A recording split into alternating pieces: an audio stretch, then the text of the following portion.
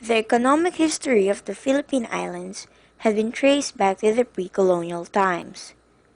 The country, which was then composed of different kingdoms, saw the large number of merchants coming to the islands for trade.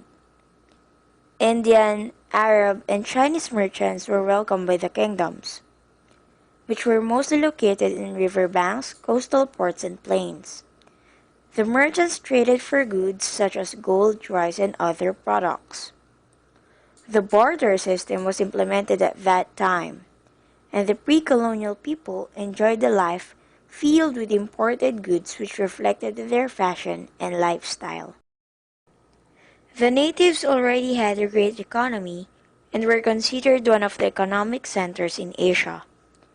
Upon the arrival of Spanish colonizers, which unified the islands, Philippine economy grew even further, as the government inaugurated the Manila galleon trade system.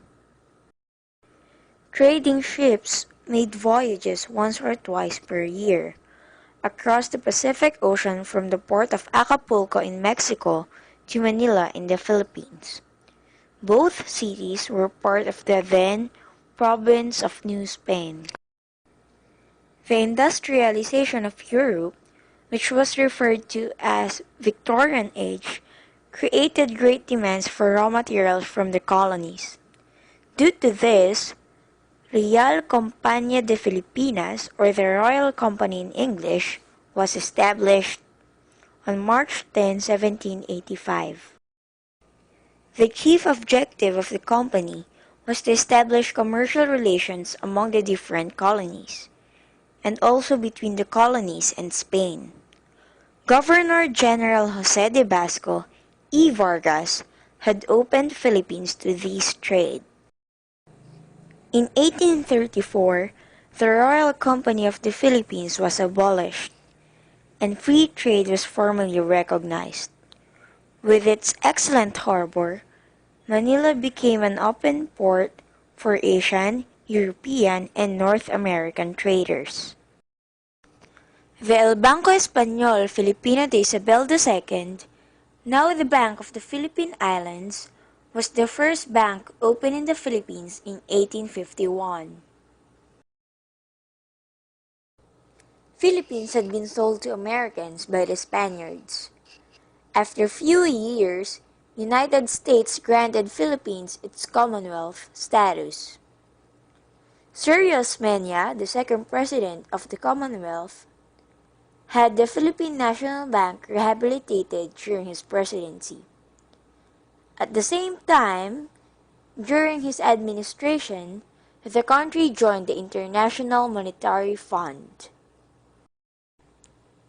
The International Monetary Fund, or IMF, is an international organization of several countries which is working to foster global monetary cooperation, secure financial stability, facilitate international trade, promote high-quality employment, and sustainable economic growth, and reduce poverty around the world. In addition, it was during Osmeña's administration when the Bell Trade Act was approved by the U.S. Congress, which orders that free trade be continued until 1954. Manuel Rojas was the fifth president of the Philippines, the third and last president under Commonwealth, and the first president of the Third Republic of the Philippines. He established the Rehabilitation Finance Corporation, which was reorganized in 1958 as a development bank of the Philippines. In addition, President Rojas proposed the Central Bank for the Philippines to administer the country's banking system, which was in turn established by Republic Act No. 265. In addition, he campaigned for the Parity Amendment of Philippine Trades Relations Act, also known as Bell Trade Act. It gave American citizens and corporations equal rights to Filipinos to utilize natural resources and operate public utilities in exchange for rehabilitation support from the United States. It was ratified in a national plebiscite on March 11, 1947. In 1955, during Magsaysay's reign, a revised United States-Philippine Trade Agreement, also referred to as the Laurel-Langley Agreement, was negotiated. This treaty abolished the United States authority to control the exchange rate of peso, made parity privileges reciprocal, extended the sugar quota, and extended the time period for the reduction of other quotas, and for the progressive application of tariffs on Philippine goods exported to the United States. Upon Magsaysay's death, his Vice President Carlos P. Garcia served as the President. Carlos P. Garcia promoted the Filipino First policy, which favored Filipino businesses over foreign investors. Garcia as well established the austerity program, focusing on Filipino trade and commerce. Diosdado Macapagal was a lawyer and professor, and when he became a president, he placed the Philippine peso on the currency exchange market. Through his Republic Act No. 3518, President Macapagal established the Philippine Veterans Bank.